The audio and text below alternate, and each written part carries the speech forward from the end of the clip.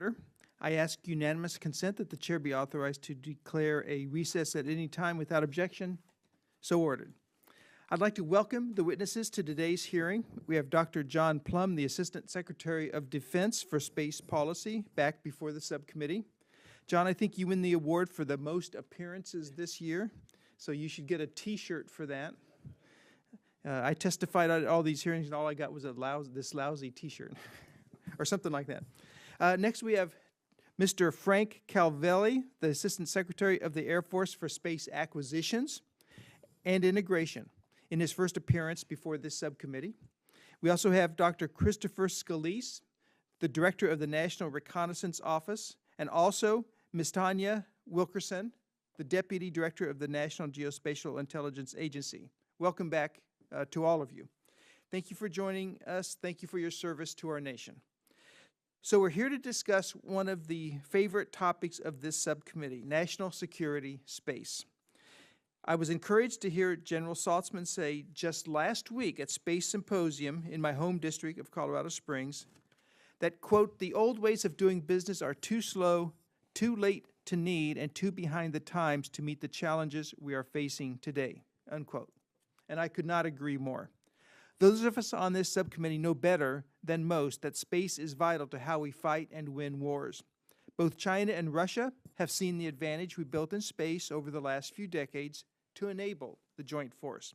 In response, they are now developing and deploying asymmetric counterspace systems meant to neutralize our advantage. China also sees the benefits of space for its own deployment of forces. It continues to develop and field its own systems to support its long-range fire and standoff capabilities. These threats are well known by this point. Discussions about the democratization of space by spacefaring nations have become more commonplace in the last 5 years. The result is more systems and more people operating in a domain that was only accessible by superpowers until very recently. Today, I would like to hear what you all are doing to address the problem that General Saltzman identified. All of us on the subcommittee are interested in how you are changing the way you do business, going faster, and becoming more innovative. The commercial space sector is setting the pace on putting inventive technologies on orbit. I would like to hear from all of you how you are leveraging these developments in government programs, how you evaluate what is useful to buy versus build, and how you are coordinating with each other to maximize your efforts. Specifically, I am interested in hearing how space acquisition organizations are working with small businesses as partners in these efforts. Dr. Plumb, one area that you and I have talked about often is how the overclassification of space contributes to inefficiencies and slower processes. 2 years ago, we asked your office to report back after looking at highly classified space programs to see what, if anything, could be reclassified. We are still waiting for that report. Meanwhile, classification of space is a pervasive problem. I believe it is impeding the department's progress on space, specifically making it more challenging to collaborate with our allies and partners. I am also interested to get your thoughts on the current state of space policy within the Department of Defense.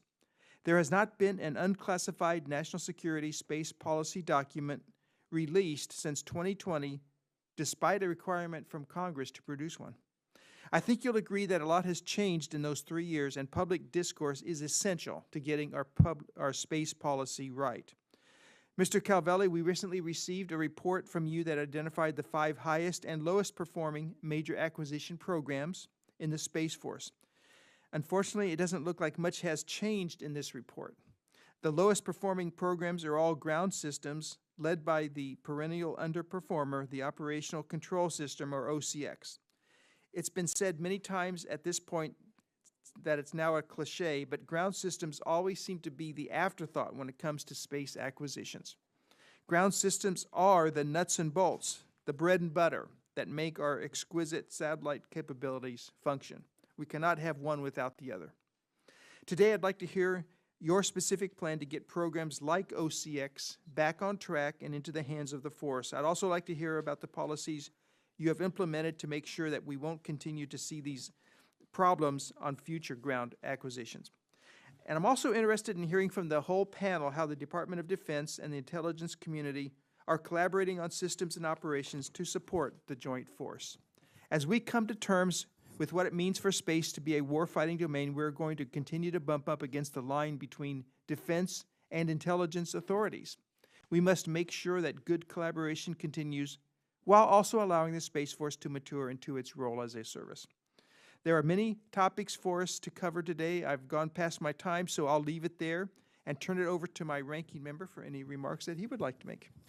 Thank you, Mr. Chairman, and I would like to associate myself with your remarks, both about the topic at hand and about Mr. Plumb. Most of us around here believe in that constitutional stipulation that you're supposed to be elected to spend so much time in the House of Representatives, but we're grateful for your presence and your service.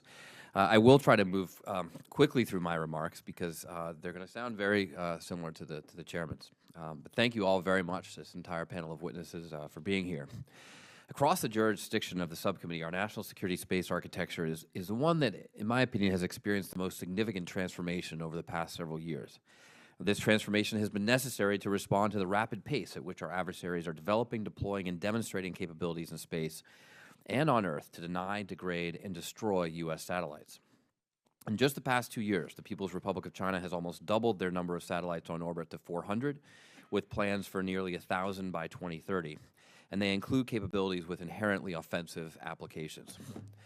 Both the PRC and Russia are increasingly brazen in displaying their space warfighting capabilities, whether it be the PRC Grappler, which demonstrated the ability to drag a satellite out of its orbit, last year's incredibly destructive and debris-producing Russian anti-satellite test, or the multiple occasions where DoD and commercial satellites have been jammed during the war in Ukraine.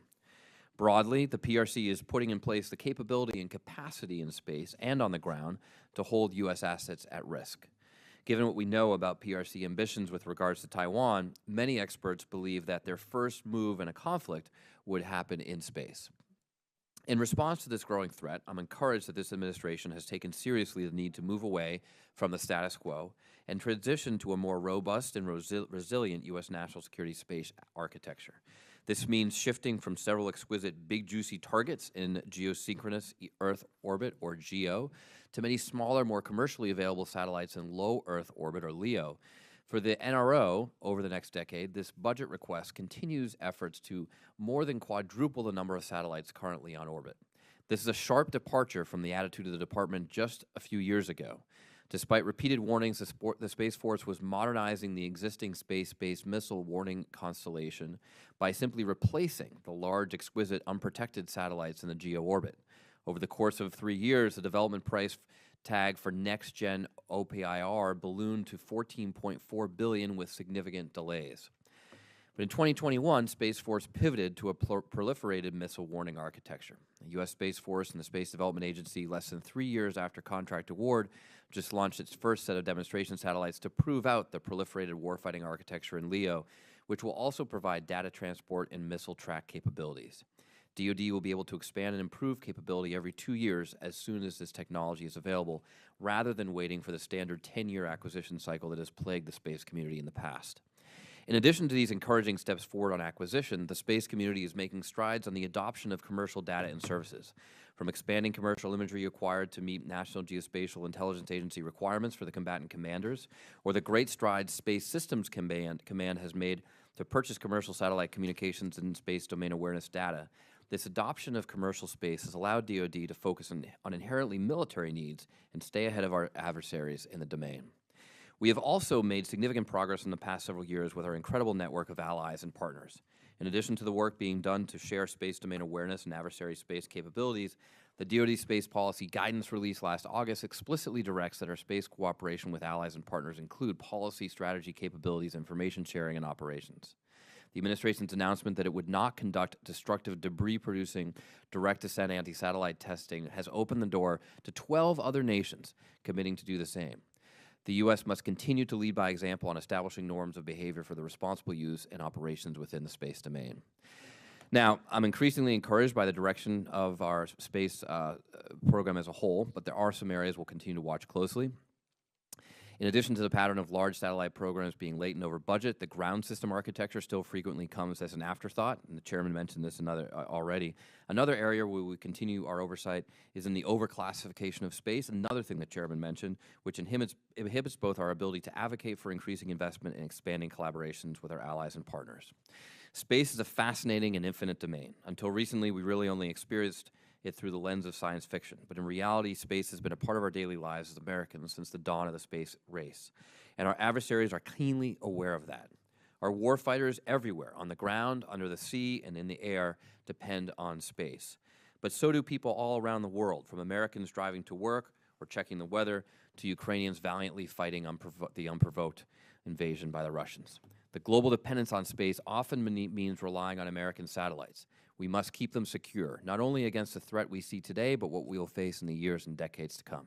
I look forward to today's discussion with our witnesses on how to best maintain U.S. superiority in space and how this year's President's budget request does that.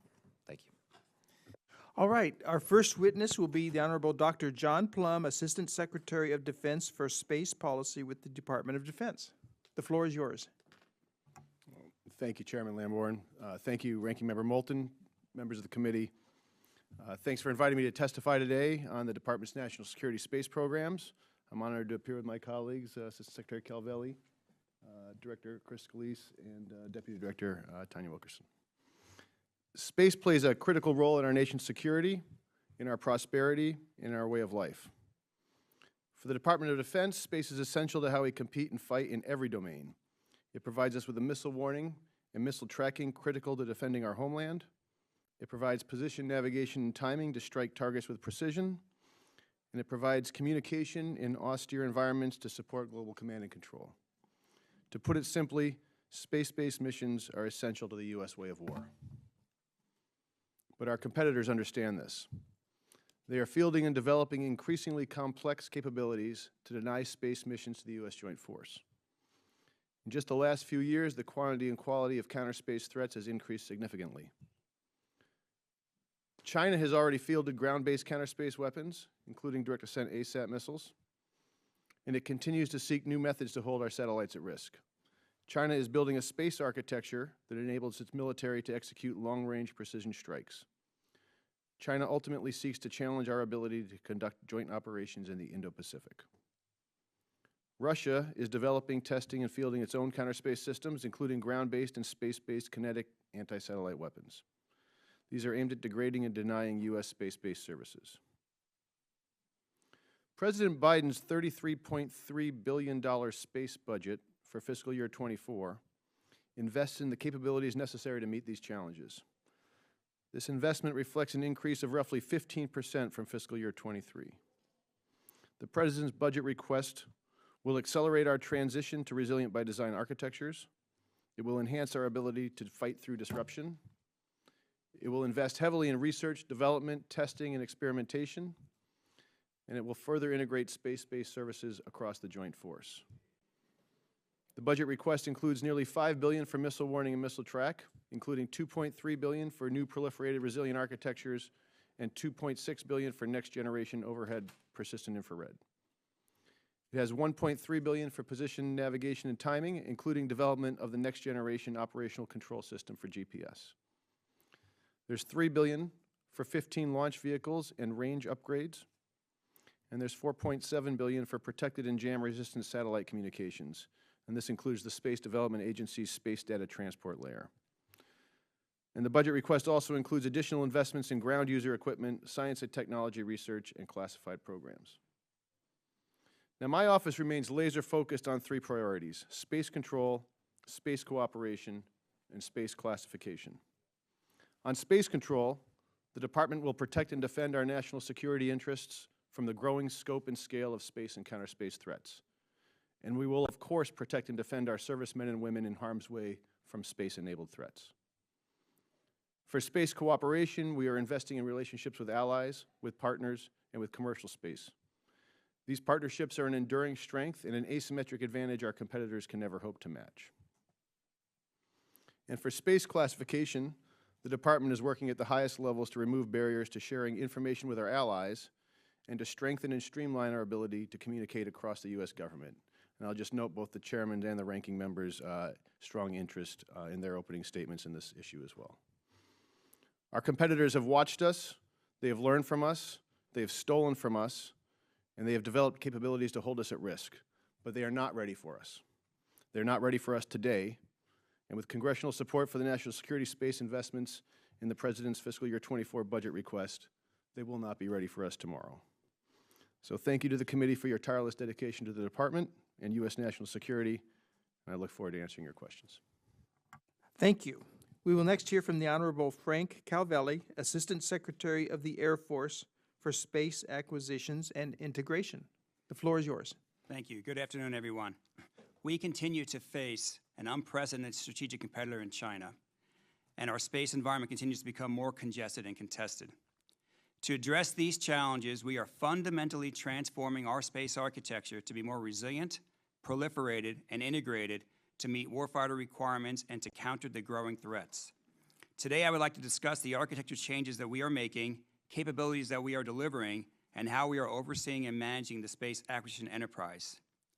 We are moving away from those big, juicy targets, highly capable systems but very vulnerable in small numbers, to smaller, proliferated, resilient systems across multiple mission areas. For example, we are pivoting from the legacy missile warning architecture to a proliferated, resilient architecture that adds capability to actually track missile threats. We are adding new capabilities to our space domain awareness architecture to focus on deterring and defending against attempts to negate our critical space capabilities. We are fundamentally transforming our military satellite communications and data transport architecture through disaggregation, proliferation, capacity expansion, partnership with allies, and with commercial, which will enhance our ability to fight in contested and degraded operational environments. We are also collaborating with the intelligence community to design, develop, deploy, and operate a proliferated space-based ground-moving target indication system. Overall, these architecture changes help transform our space architecture to be more resilient, integrated, and provide new capabilities for our warfighters. Over the past 15 months, we continue to deliver new critical capabilities. The Space Systems Command delivered last year into operations 2 new geosynchronous space situational awareness program satellites, a new space-based infrared missile warning satellite, which completes the SBIRS architecture, and a new GPS-3 satellite, which achieved operational acceptance in just 12 days after launch. The Space Rapid Capabilities Office delivered their first set of missions to orbit, including 2 prototype enhanced situational awareness sensors and 1 new cryptographic payload. And the Space Development Agency delivered their first 10 satellites to orbit last month, which included 2 tracking and 8 data transport satellites. This was accomplished in less than 3 years from contract award to launch. And the Department launched 9 national security space launch missions, providing critical capability across the nation. On launch, the next National Security Space Launch Phase 3 procurement starts in FY25, pursues a dual-lane hybrid contracting approach to maximize competition and use of the nation's robust commercial launch industry as we transition to more proliferated architectures. Fiscal year 24 also marks the first time the Space Force has specifically budgeted for tactically responsive space, and we acknowledge responsive space as an emerging need and thank Congress for your leadership in this mission area. As the Assistant Secretary of the Air Force for Space Acquisition and Integration, I am focused on adding speed to our acquisitions and delivering our programs on cost and schedule. I recognize that I inherited several trouble programs that are behind schedule and overrun on cost. I am paying close attention to those programs. Overall, I am proactively managing the space acquisition enterprise through weekly status reports, bi-weekly tag-ups with my portfolio leads, and detailed quarterly program reviews. These reviews enable me to ensure all our programs remain focused on delivering capabilities to the warfighters on cost and on schedule. In October of 22, I issued strategic acquisition guidance to the workforce outlining 9 space acquisition tenets. You'll be happy to see that one of those tenets is deliver ground systems before launch. These tenets form the basis of a new direction for space acquisition and emphasize speed and program management discipline while addressing the fundamental issues that slow up space acquisition. I am committed to using all the tools and authorities Congress has provided to help speed up space acquisition. This includes use of Section 804 middle tier of acquisition, use of other transactional authorities, and use of the Space Acquisition Council to ensure collaboration and integration while avoiding duplication of effort across the entire national security space enterprise. In summary, in recognition of the evolving threats, the Department is transforming its space architecture to be more resilient, more integrated, and more capable. We continue to deliver critical capabilities in its operations for our warfighters. We are focused on adding speed to our space acquisitions and proactively overseeing and managing the space acquisition portfolios.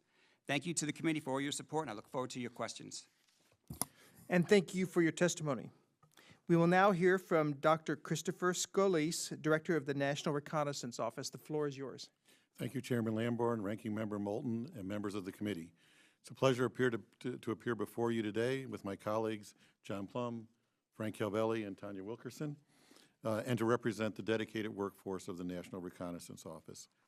Thanks to the support of Congress, the NRO is creating the most capable, diverse, and resilient overhead intelligence, surveillance, and reconnaissance constellation in our history. We're building capabilities to solve the nation's hardest intelligence challenges. We use cutting-edge technologies, both in space and on the ground, to deliver more information faster than ever before. Our capabilities provide vital intelligence that can only be obtained from space. This includes geolocations and real-time situational awareness for our warfighters, high-resolution imagery that helps intelligence analysts make informed decisions, and support that aids humanitarian responses to natural disasters. All of this helps make America and the world beyond stronger and safer. We're building innovation, agility, and resilience into everything we do. This ensures we can answer the toughest intelligence questions of today and tomorrow.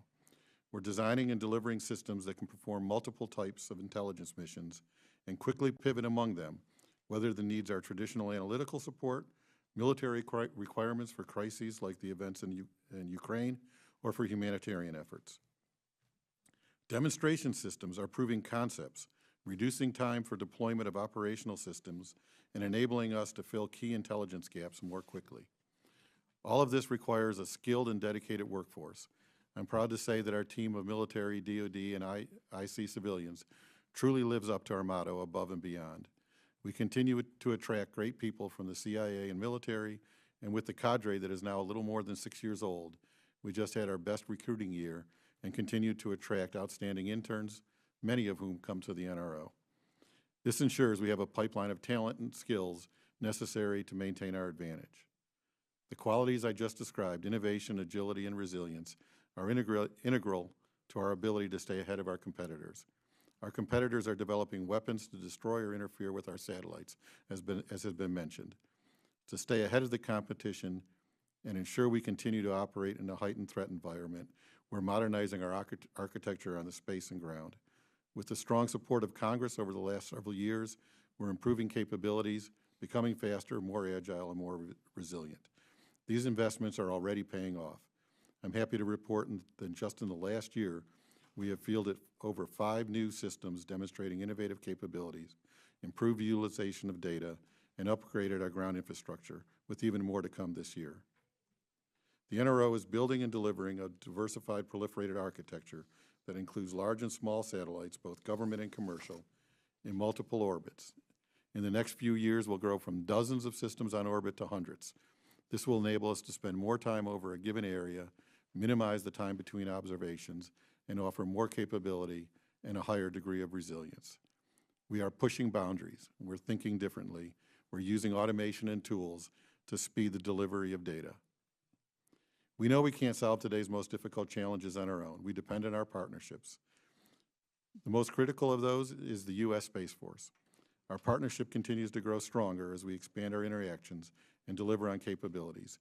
2 examples of the numerous joint efforts between the Space Force and NRO are the ground moving target indication, as Mr. Calvelli mentioned, and the Silent Barker system. GMTI will track ground and maritime targets for the warfighter, day or night, in all kinds of weather in the very near future. Silent Barker will provide situational awareness in space, will be launching later this summer. Our partnerships with allies continue to expand and provide increased capabilities that allow us to share information, provide multiple launch locations, and increase the exchange of data and technologies. The NRO is leveraging the power of U.S. space industry, both traditional and emerging, from commercial data and launch to commodity spacecraft. Industry is helping us create the architectures we are building today. NRO initiatives like the Strategic Commercial Enhancements Framework and the Director's Innovation Initiative allow us to explore new and emerging capabilities and technologies with a wide range of industry, big and small. At the same time, we're ensuring the quality of materials and the integrity of the supply chain and are not compromised in the name of speed. For more than 60 years, the NRO has developed tools and technologies to bring the farthest reaches of the planet to our grasp. We're using the vantage point to find answers to some of the nation's most important national security questions. Mr. Chairman, what was a vision a few years ago is quickly becoming a reality. Thank you for having me today. I look forward to the committee's questions. Thank you. And before we have our fourth and final witness, I just want to remind everybody that as soon as we are done with one round of questions, we will recess and go upstairs to the SCIF on the third floor and have a closed session. Now we will hear from Tanya Wilkerson, Deputy Director of the National Geospatial-Intelligence Agency. Good afternoon, Chairman Lambourne, Ranking Member Moulton, and distinguished members of the subcommittee. The National Geospatial-Intelligence Agency is the leader in timely, accurate, and actionable geospatial intelligence that provides a decisive advantage to warfighters, policymakers, and first responders. GeoInt goes beyond telling you what, where, and when something is happening. It also reveals how it is happening, why it matters, and what is likely to happen next. Our principal focus is advancing GeoInt capabilities to fulfill our role as both a combat support agency and a member of the intelligence community. NGA's GeoInt professionals work across more than 120 locations at home and abroad. We have support teams embedded with U.S. government agencies, combatant commands, service intelligence centers, and most service operational centers for targeting and to allow them to navigate safely around the globe every day. NGA has well-defined responsibilities for aeronautical and maritime safety of navigation, but we are still working to evolve the foundation GeoInt role as it applies to the space domain. Just as NGA's predecessors agencies mapped the moon ahead of the Apollo missions, today we are working with NASA to develop the lunar geodetic system that will be the coordinate framework for accurate and safe movement on the moon. We partner with the U.S. Space Force and U.S. Space Command to ensure GeoInt fully supports strategic intelligence assessments of adversary space and counter-space threats and activities. Our presence assists with collection management and allows us to team on future architecture requirements and career development and training of GeoInt-capable guardians. We have seen a dramatic increase in demand for space-related GeoInt, and NGA is increasing our focus on cutting-edge analysis of our adversary space-related equipment and activities on Earth and in space. This is reflected in our new motto, Know the World, Show the Way, from seabed to space. This revision acknowledges that our changing world requires a steadfast effort across every domain, including evolving areas that require both exquisite tradecraft and our dedicated attention. In addition to producing GeoInt analysis on adversary capabilities, NGA's foundational physical modeling of our planet directly supports the DoD by ensuring the precision and accuracy of GPS and maintaining the WGS-84 reference frame. These are the backbone for the geolocation our forces require for targeting and to allow them to navigate and operate safely around the globe. As the volume of GeoInt data expands with the proliferation of collection systems and expansion into the space domain, the transfer of Project Maven to NGA will play an essential role to future military operations. Artificial intelligence and machine learning are capable of quickly fusing enormous amounts of data from across disparate data sets and provide meaningful answers. NGA will further automate significant portions of dynamic collection, imagery exploitation, and reporting workflows to rapidly exploit data and anticipate activity. NGA continues to grow and evolve its space intelligence mission through people, partnerships, and capabilities to meet current and future partner needs. We will continue to have a vested interest in the space domain as much of our overall GeoInt mission is enabled by data from space systems. Thank you, and I look forward to answering your questions. Okay, thank you. We will now have questions from the members of the subcommittee. I'll go ahead and jump in first. Dr. Plumb, your office owes us several reports. There are four I'm specifically interested in: on reclassification, space policy review, a strategy on the protection of satellites, and a report on opportunities for collaboration between the U.S. and Israel on space. When can we expect to get these reports? Thanks, Chairman Lamborn. I'll just address a couple at a time here. So first of all, aware and tracking of the reports that we owe you, sir, and we are working on them. 1602 and 1611. 1602 is the unclassified protect and defend strategy you've requested, and 1611 is the unclassified space policy review. Working on a comprehensive answer to both of those. There's obviously more equities than just my office in all of these. So that should be out for coordination soon in the building, so I hope to get that to you in the next few months. The 1609 on the Space Force capabilities and classification, we might better save that for the classified session, but we are working hard on it, and I'm working with your team on this. But as you know, there is a SAP reform effort, and I have been loath to get ahead of that. And then on the U.S. and Israel space cooperation piece, aware of that, and I will make sure we dig into that. Okay, thank you. Thanks. Mr. Calvelli, I am encouraged by many innovative acquisition approaches I have seen the Space Force taking, but I am concerned that Space Systems Command seems to be using old approaches that do not serve a fast-paced acquisition model. Mr. Moulton and I are planning to visit SSC on Monday in Los Angeles, where I expect we will hear more details about this. But what changes have you implemented to speed up the acquisition process out of SSC? I think you're going to be very impressed when you visit SSC. They are doing an outstanding job. They have really stepped up their game. For example, if I look at the MEO missile warning missile tracking capability that they're providing, it's an outstanding effort building small sats in medium Earth orbit. They've done some really great work on some ground systems, if you can believe that.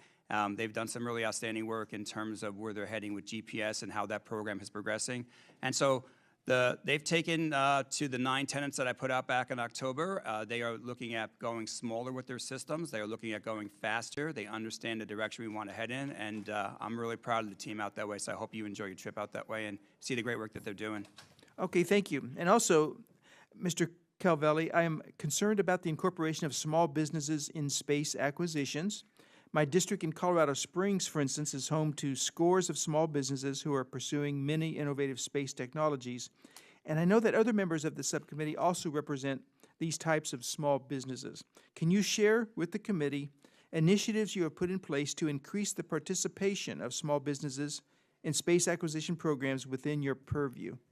Yeah, so I think the whole approach about building smaller and trying to get systems in place between, less than 3 years from contract award to launch is really going to be a key to taking advantage of small business.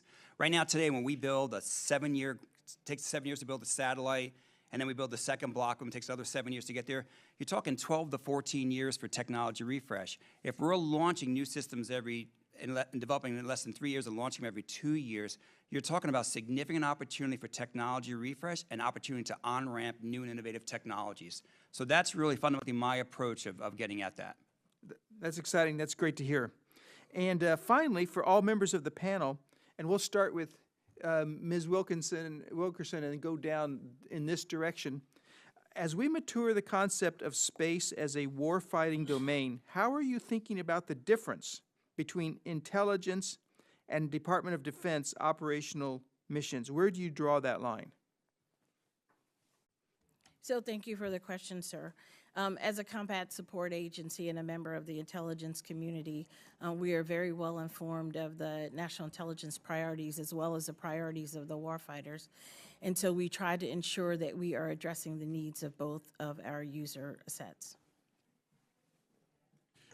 And a very similar answer, as we principally provide capability, as you know, from space, and our requirements generally cover both the military needs and the intelligence community needs, and oftentimes we see that they overlap very significantly. So we work very closely with the department and the IC to make sure that our requirements satisfy their needs. And if you can say so in this setting, if not, we'll hold off until we're in classified setting, but that overlap, does that create friction at times, or is there a great collaboration instead of friction? We can talk more in the other session, but I would say that there is great collaboration. I mentioned Silent Barker just a little bit earlier. That's a very tight collaboration that's going to launch this year. That's going to allow us to greatly improve our space domain awareness. GMTI, as Mr. Calvelli and I mentioned, we have had that capability, but we know we have to expand it. We need to work together in order to make that truly what the warfighter needs. Okay, and quickly, Mr. Calvelli and Dr. Plumb. Yeah, so I have seen absolutely no duplication of effort, and what I've seen is just a great partnership, and the DoD relies every day on the great stuff that Chris and his team build. So it's a great partnership out there between the IC and DoD. Great. And sir, I would just echo that and say I don't think it's ever been stronger, the cooperation, collaboration between DoD and IC, and I think this is a perfect example of how much more we can unlock with that type of relationship. Okay, thank you all for what you do and for being here today. Representative Moulton. Thank you very much, Mr. Chairman, and I'm going to defer most of my questions to the classified session, but just a couple things. Ms. Wilkerson, beginning with you, your agency has provided great support for the war in Ukraine. And everyone wants to know, what are the lessons that we're learning from this? If you had to just pick one lesson that you specifically in your work have taken from the war in Ukraine, what would it be? Thank you for the question, sir. I think the one takeaway would be the critical importance of partnerships, not only partnerships across the U.S. government, but across our allies as well, and to be able to continue to meet user needs with respect to ensuring that we are doing so at speed and scale. Well, that is the perfect answer to segue into my next question for Dr. Plumb. You have talked about the overclassification of space. I know this is something you've been working on. How do you see this affecting our relationships with allies and partners and our ability to collaborate on space projects? So thank you, Ranking Member. I would say a couple things. One, working with allies and partners is absolutely essential in this security environment. And on space in particular, the inability to share some classified information with highly capable allies is slowing us down, and we're working on it. But I don't want that to be misconstrued. We do share classified information with allies. The question is, can we share more, especially for operationally relevant speeds to be able to do combined space operations? Great. Thank you, Mr. Chairman. I yield back. Okay, now we'll hear questions from Mr. Waltz. Thank you, Mr. Chairman. Mr. Plumb, can you talk to just for a moment about what's going on with Spectrum and with international organizations, and do we have a strategy to deny our adversaries necessary spectrum as it gets increasingly crowded up there? And conversely, do we have a strategy to protect spectrum that we may need and don't want to find ourselves 5-10 years from now with the PRC, for example, sitting in a key space? So, sir, I can't. Let me just answer the part that I'm partially responsible for, if that's all right. So I should have asked probably, does the interagency, and you would have a key part of it, and that's so my concern. if I could just lay flat, the main concern of DoD at this moment is the issue of the 3.1 to 3.45 gigahertz portion of the spectrum, the S-band. That we have an agreement between the Secretary of Defense and the Secretary of Commerce to conduct a study as to whether this portion of the spectrum can be shared. The department relies heavily across all of our forces on that spectrum to communicate and fight and to defend the United States. And so the question is, can it be shared? The question is not, can it be vacated and can we move somewhere else? I've testified prior hearings that would be extraordinarily costly and it would take decades just to get back to where we are now. And it's also not a question of can we partially vacate, by which I mean give up some portion of the spectrum. The question is, can it be shared in a way that we can do our mission and protect the homeland and then allow commercial entities to also work in that space? I think what I'm trying to get the department and some others to think more broadly is we are increasingly, and I think rightly, interoperable with commercial. And then we see our adversaries through a number of means taking key spectrum in the commercial space. I think my concern is the department and our agency is like, hey, that's a commercial issue. But we could find ourselves at a real disadvantage. Does that make sense? It does. I do think, the department is focused on use of spectrum. The nearest one we're focused on is, again, 3.1 to 3.45, but there are other portions that folks all across this table rely on just for the space piece only. And I think your point is well taken that we need to be looking further down, further in the future to make sure we're also protecting the next thing that might come under. I think our adversaries certainly are. Separately, can you talk to, I know there's some efforts underway. I've talked to General Thompson a good bit about it, and I've raised this before in terms of modeling a CREF for space, a Civil Reserve fleet. Understand there was just can you just talk to the department's efforts along those lines and when you think you would have something you can come back to the committee with? I think it's incredibly important as we look at resiliency, redundancy, and to really have these agreements in place now, should we ever need them in a time of emergency. So, first of all, fully agree. We need to be able to access our commercial space partners and their capacity and bandwidth, maybe something like a CRAF agreement, if not exactly that. I will say that the Secretary and Deputy Secretary have charged all of us to work on that, and different components are SSC is working on it, Director Scolese is working on it. I'm kind of working on it from a policy overall arching piece. I would say, as to when we could get back to you with a coherent story, I mean, we could provide, where we are now, but I would say in summer we could probably provide a much more fulsome response as to where we are in each of these pieces and how they're coming together. We're all taken with it. It's very important, and I think this is the right time to make sure we're doing it.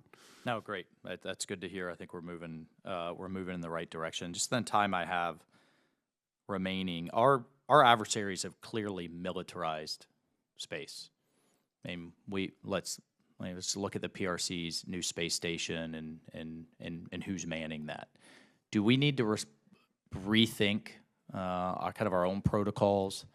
Do we need to have manned applications and platforms both on the moon and in low Earth orbit with a U.S. military application and capability?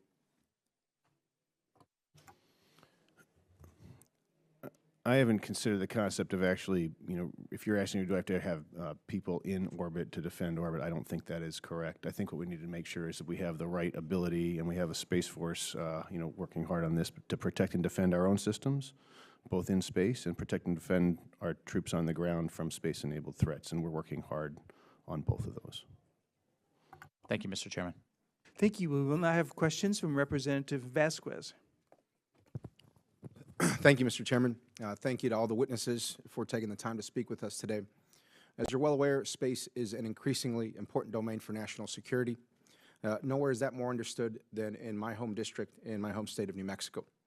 In my district, White Sands Missile Range is currently testing and developing the Deep Space Advanced Radar Capability, or the DARC program.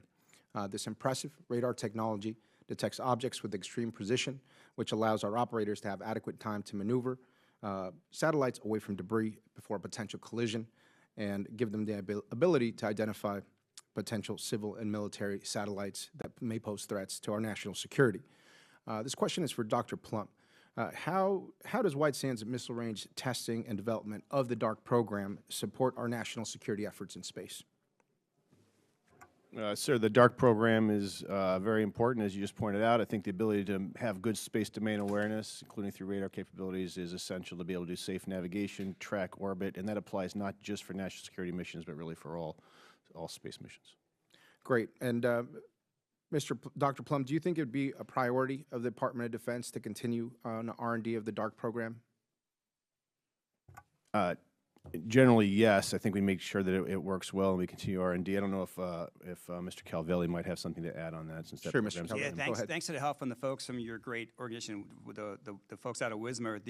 We proved out the concepts that DART can actually work. Sure. And thanks to great work by John Hopkins and APL and those folks who developed the prototype. And because of that, we are building the systems. Great. We're going to deploy them globally, and it's going to be something we really, really critically need to keep track of objects at GEO. So thanks to the folks at Wismar for helping us out with that. Absolutely, and I'm so happy to hear that because we want to make sure that we're continuing to fund cutting-edge both space exploration and national security tools at places like White Sands Missile Range, and in conjunction with some of our partners at Holloman Air Force Base and at Kirtland Air Force Base. Not only is New Mexico an essential part of testing and developing these types of technologies, but we play an integral role in manufacturing key physical space infrastructure. For example, New Mexico is one of only 2 domestic providers of space-qualified satellite solar cells. This industry employs hundreds of folks in New Mexico, many in the Albuquerque area, including in my district, who make this mission possible. Now, these good-paying, highly skilled jobs have contributed to over 1,000 satellites that are currently in orbit. And I've always said, if we can design it in New Mexico and test it in New Mexico, we should be able to build it in New Mexico. And through our work on this committee, I want to ensure that we will continue to be key contributors to supporting satellite-based space missions for years to come. Dr. Plumb and Secretary Calvelli, what is the state of our current satellite production capabilities for both military and commercial use? You know, so far it seems pretty good. I mean, the nation's experienced an economic boom in terms of the commercial space, and that has been something that we've been able to leverage, especially in the standpoint of satellite buses and being able to buy buses off production lines and add payloads to them and get them launched quickly, like we just did with the Space Development Agency system. So far from what I have seen, sir, the environment's pretty good. Great. Dr. Plumb? I think I'll just add, fully take your point on the solar cell manufacturing and the difference between solar cells for space qualified and ground, and the importance of being able to do that at scale. Thank you, Dr. Plumb. It's incredibly important that we have these domestic and very robust satellite production capabilities. And in our home state in New Mexico and in our district, I think we're very interested in continuing to produce those. So thank you for your responses today. Yield back the balance of my time. Thank you, Mr. Chairman. And thank you. Representative Wilson. And thank you very much, Chairman Lambert and Ranking Member Seth Moulton, for putting together this bipartisan hearing. And you can see we want you to succeed. And so with that in mind, Secretary Plumb, the senior Department of Defense officials and Defense Intelligence Agency officials have developed the Challenges to Security in Space 2022 report, and points to a rapid rise of the adversary counter space capabilities, especially for China and Russia. We have seen demonstrations of these capabilities, including China's ability to move a defunct satellite and Russia's destruction of a satellite in November 2021. What is the DoD's assessment of China's and Russia's ability and intent to operationalize such capabilities should a direct conflict arise? And what is DoD's assessment of the current requirement and response options if China and Russia operationalize such capabilities? To what extent has the conflict and the invasion of Ukraine by war criminal Putin impacted Russian development? Thank you, Congressman. Just in order, on the ability of Russia or China to operationalize these capabilities, I think from a military mindset, once we see something tested, we have to assume it has some operational capability as well. So I think that's just a standard conservative form of planning, and that's what we do. We're a contingency planning department. On the DoD response options, I'll just make clear, and this is not a new statement, but Department reserves the right to respond at a time, place, and domain of our choosing, and that's across any domain: space, cyber, air, ground, land. And your third question on how the Ukraine conflict is affecting Russia's ability, my assessment there would simply be that the sanctions have made it harder for Russia to get at some type of modern chipsets and equipment and that has set them back some as they try to find workarounds. And again, every effort to match or meet or exceed opposition, please. We are, again, in bipartisan support. And Dr. Scolese, our partnerships with allies continue to expand and help to provide and increase capabilities and flexibility. During the ongoing invasion of Ukraine by war criminal Putin, we've been working together with NRO systems that have provided vital support to our European partners and allies in NATO. What has the NRO systems supporting our allies and partners in Europe against war criminal Putin? Are we leveraging and building relationships with our allies and partners in the Indo-Pacific area of operations with the ongoing threats of the Chinese Communist Party to Taiwan? And then also in the Middle East, what are we doing to recognize the regime in Iran, which still chants death to Israel, death to America? Yes, sir. I can best answer that question in the next session, but at a broad level, we have very strong partnerships. We've learned a lot from Ukraine and how to work with our allies to both share information and share technologies where that to enhance our capabilities and to enhance their capabilities at the same time. And I would like to turn a little bit of this over to Ms. Wilkerson, because we work directly through them, and that's where the direct support to the allies comes from. So our systems provide the information, and they deliver it. Thank you. Yes. Thank you for the question. As I noted earlier, one of the key critical lessons learned through the crisis has been the importance of allied sharing with our partners, and specifically the allies. One of the other highlights that I would note is that the nature of commercial GEOINT in particular makes it especially valuable as an opportunity to be able to share and continue to strengthen the partnerships with our allies as well. And it's an unintended consequence of war criminal Putin is that we're all, NATO is enhanced with Sweden and Finland. How incredible the resources of both of those countries that we should be working so closely with. So I wish you well and best wishes for continued success. I yield back. Thank you. Now we'll have questions from Representative Garamendi. Thank you, Mr. Chairman, and for the witnesses, thank you. Very important information and much appreciated. My question goes to you, Ms. Wilkinson. The National Geospatial-Intelligence Agency has state-of-the-art equipment capable of providing time-critical information to firefighters. Needless to say, we have plenty of those throughout the entire nation and indeed the world. The access to such information should not be held financial hostage to other agencies.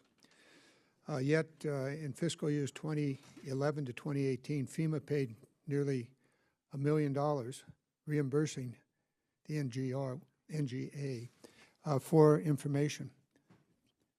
Money's not just the issue here, it's the time necessary to get the information. We've introduced legislation called the Military Support for Fighting Wildfires Act. It's co-sponsored by Ms. Jacobs and Mr. Carbajal.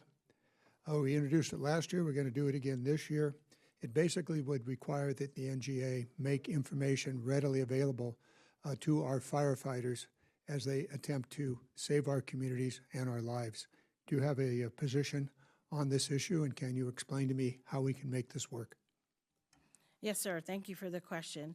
So NGA is reimbursed only if another federal government agency, such as FEMA, designates NGA as a mission assigned. And it's in that instance that there would be a reimbursement. From an NGA perspective, we do not initiate reimbursement for mission support to any domestic crisis response. As it relates to wildfire disasters, we do have two programs that can support wildfire disasters, and we do operate those programs 24/7, and that support is not based in an event reaching a major disaster classification. Our support is constant, and it is not intended to incur any additional costs or manpower for wildfire support. I appreciate your answer. We do have a administrative complexity here to make sure that information is readily available on time 24/7. I do know you do collect it. Making it available sometimes gets to be a bureaucratic difficulty. So we look forward to the legislation which clears all of that up. Thank you very much, Mr. Chairman. I yield back. Thank you. Okay, we have no other members to ask questions, so we will take a 5-minute recess and convene in the SCIF at 2337, I believe is the room number, one floor up. Thank you.